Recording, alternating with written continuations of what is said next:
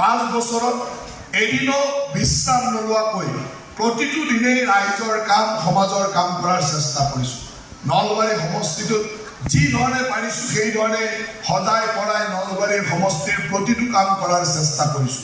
হয়, 5টা বছৰত সকলো কাম কৰাটো সম্ভৱ নহয়, কিন্তু এজন বিধায়কে তেওঁৰ ক্ষমতাৰ মাজেৰে যিমানখিনিলৈকে কৰিব পাৰে সিমানখিনিলৈকে কামত ক'তো ত্ৰুটি কৰা নাই।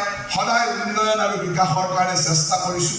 এই সময়ত নলবাৰী সমষ্টিত 37,580 গৰাকী আই মাতৃলৈ অৰুণোদয় দিব পৰাটো, প্ৰায় 34,500 আই মাতৃক মহিলা উদ্যমিতাৰ মাজেৰে 10,000 টকাকৈ দিব পৰাটো, 22,000 পৰিয়ালক একেলগে প্ৰধানমন্ত্ৰী আৱাস যোজনাৰ জৰিয়তে ঘৰ নিৰ্মাণ কৰিবলৈ দিব পৰাটো, বা 2,000 যুৱক যুৱতীক সম্পূৰ্ণ নিকা আৰু স্বচ্ছভাৱে এইখন চৰকাৰে নলবাৰী সমষ্টিৰ প্ৰায় 2,000 যুৱক যুৱতীক চাকৰি দিয়াটো, বা অন্যান্য আমাৰ বিভিন্ন আঁচনিৰ জৰিয়তে নিযুত মাইনাই হওক নিযুত বাবুৱে হওক ল'ৰা ছোৱালীৰ শিক্ষা দীক্ষাত সহায় কৰা, বা আমাৰ প্ৰায় 2,000 ল'ৰা ছোৱালীক 2 লাখ টকাকৈ দি নিজৰ আত্মসংস্থাপনৰ কাৰণে সহায় কৰিব পৰাটো মোৰ ৰাজনৈতিক জীৱনৰ এক ডাঙৰ সফলতা আছিল।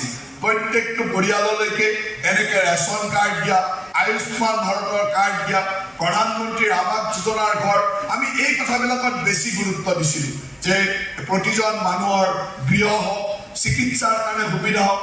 আৰু ব্যক্তিগতভাৱেও মোৰ ওচৰলৈকে যেতিয়া এই 5টা বছৰত যোনে আহিছে তেওঁ মোক ভোট দিছে দিয়া নাই, মোৰ লগত কি ধৰণৰ কোন মানুহ কোন কথা মই কেতিয়াও নাচাওঁ। মোৰ ওচৰলৈ যোনে আহে অন্তত গৃহ, প্ৰধানমন্ত্ৰীৰ আৱাস গৃহ দিয়াৰ ক্ষেত্ৰত আৰু চিকিৎসা সাহায্য দিয়াৰ ক্ষেত্ৰত সম্পূৰ্ণ নিকাভাৱে স্বচ্ছভাৱে হৃদয় খুলি সহায় কৰিবলৈ চেষ্টা কৰিছোঁ যিমানলৈকে পাৰোঁ। বহু লোকৰ বিভিন্ন চিকিৎসা সাহায্য দিব পৰাটো মোৰ ৰাজনৈতিক জীৱনৰ এক সফলতা আছিল। হয়, আপোনালোকে মৰম কৰি বিধায়কৰ দায়িত্ব দিছিল।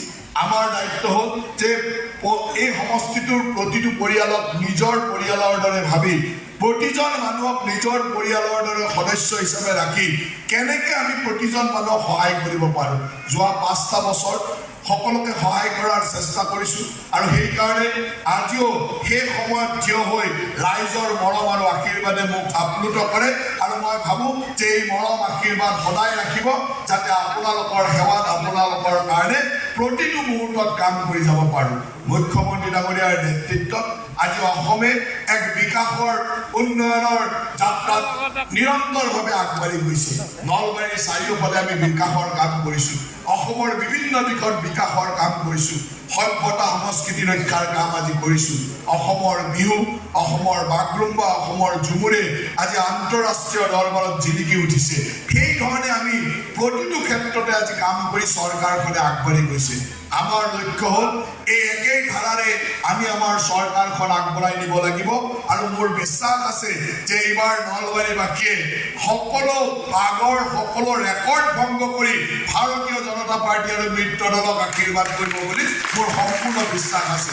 এইবাৰ আমাৰ মুখ্যমন্ত্ৰী ডাঙৰীয়াই যি ধৰণে নলবাৰীবাসীৰ কাৰণে কৰিছে, মেডিকেল কলেজৰ পৰা, ইঞ্জিনিয়াৰিং কলেজৰ পৰা, ষ্টেডিয়ামৰ পৰা, প্লেনেটৰিয়ামৰ পৰা, স্কিল ইনষ্টিটিউটৰ পৰা, সকলো দিশতে আজি আমাৰ জিলাখন বা আমাৰ সমষ্টিটোক যি ধৰণে সহায় কৰিছে তাৰ প্ৰতিদান আমি মুখ্যমন্ত্ৰী ডাঙৰীয়াক দিব লাগিব। আৰু তাৰ প্ৰতিদান এইটোৱে যে বিহুৰ আগে আগে হ'ব লগা নিৰ্বাচনত আপোনালোকে সকলোৱে পদুম ফুলৰ চিহ্নত আশীৰ্বাদ কৰি এনেকৈ প্ৰতিদান দিব যাতে আমি সকলোৱে গৌৰৱ কৰিব পাৰোঁ যে মুখ্যমন্ত্ৰী ডাঙৰীয়াই আমাক যি ধৰণে সহায় কৰিছিল সেই প্ৰতিদান আমি মুখ্যমন্ত্ৰী ডাঙৰীয়াক নলবাৰীবাসীয়ে দিছোঁ। আৰু তেতিয়া ভৱিষ্যতৰ দিনত আৰু অধিক উন্নতিৰ কাম, অধিক উন্নয়নৰ কাম কৰি যাব পাৰিম।